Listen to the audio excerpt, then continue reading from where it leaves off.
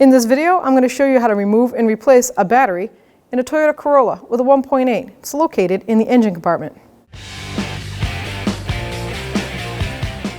So you can see the negative cable in this has a different terminal end. The factory one would be a 10 millimeter. It actually would probably look a lot like the positive. It's a 10 millimeter socket or wrench. And this is aftermarket, so it's like they call it universal. And usually it's a 1/2 inch or a 13 millimeter. And I've got a 13 here, and I'm going to loosen that negative nut on the terminal end. Now you can take a screwdriver and spread that just a little bit. It's usually a flathead screwdriver. You just want to open it up just by doing that. See how easy that went? Now you can pull it right off. Set it aside. Now we're going to take the positive terminal off. Always do negative first, positive second, and then when install you're going to do positive first, negative last. 10 millimeter wrench or socket, and I'm going to loosen that bolt nut, shall I say, on the end of the pinch bolt. Now it seems like it's loose enough. If you can turn the terminal like that, just turn and lift up like that. Perfect. Now we're going to take the hold down bracket down. You're going to need a 10 millimeter socket. Now you can see this looks pretty corroded, but I'm going to give it a shot. I just loosened it up enough, and then I'm just going to take the bolt out that holds the hold down. That's bolted into this front bar. And that's a 10 millimeter socket also. These are just little 6 millimeter bolts and nut. So lift that up. Normally you could take this hook right out, but this particular model, Toyota, has a factory plastic piece in there holding it in place. So I'm just going to take the nut off the rest of the way. Now I can just take that bracket, lift it up, and the actual mounting bolt stays right in place. Great idea. Now you're just going to lift your battery up and out of the way. If you don't have a handle, you grab it from underneath these little ears they have. Sometimes the handles aren't there. You just grab it and lift it right up out of the way. So now with the battery out of the way, I like to make sure the tray, you'll have a tray, some cars do, some don't.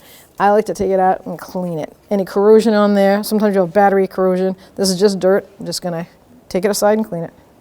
And now with the battery out, also you can see that clip I'm talking about. And if you've ever changed a battery once or twice, you might have seen that.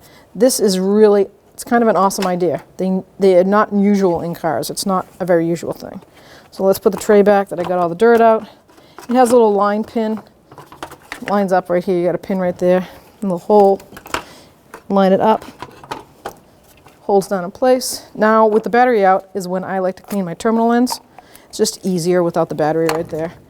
I just take my round brush, and if it needs to be, I clean it. Now is the time to clean it with like baking soda and water with the battery out of the way. You never want to use baking soda and water over the battery. Even if it's a maintenance free, there is a vent hole. And if any baking soda gets in there, it'll neutralize your battery. It's not worth it. So I'm just making good clean contact on the terminals, so when I put the battery in, it'll be nice and clean. That's all. Make sure they're out of the way, and we'll get our battery and install it. So now you're going to take your battery, bring it, put it right in, rest it on that tray. Make sure you have the terminals in the correct spot. I have positive over here and negative over there. Now I'm going to put my hold down in first before I put the terminals back on. Grab your battery hold down, bring it under a handle. Some people I've seen do this and wedge that down. It's kind of a no-no because then you can't get to the caps. You can't open the caps and test it if you ever need to. So slide that right over like that, line it up. Make sure you line up the bolt hole right here on that front bracket. Start it by hand, and I got myself a new 6 millimeter nut to go on that stud like that. Start that by hand. The other one was corroded and all mess. So now with my 10 millimeter socket, I'm going to hold that place. I'll tighten down the bolt side first. That's all. It just has to be snug. And then take the nut. Once I see that bottom out, don't over tighten it because you can crack the housing on the battery. You want to make no movement at all. That's exactly what you want. Now I'm going to clean the terminal ends on the battery posts. Take a wire brush, clean them, just makes good contact Now, like I said before, positive first. So the positive terminal goes on first, then the negative. Let's get the cover up and out of the way. Slide that right over. You don't want to stop there. You want to bring it all the way down so it seats on that terminal end. Now with a 10mm wrench or socket, we'll snug this up.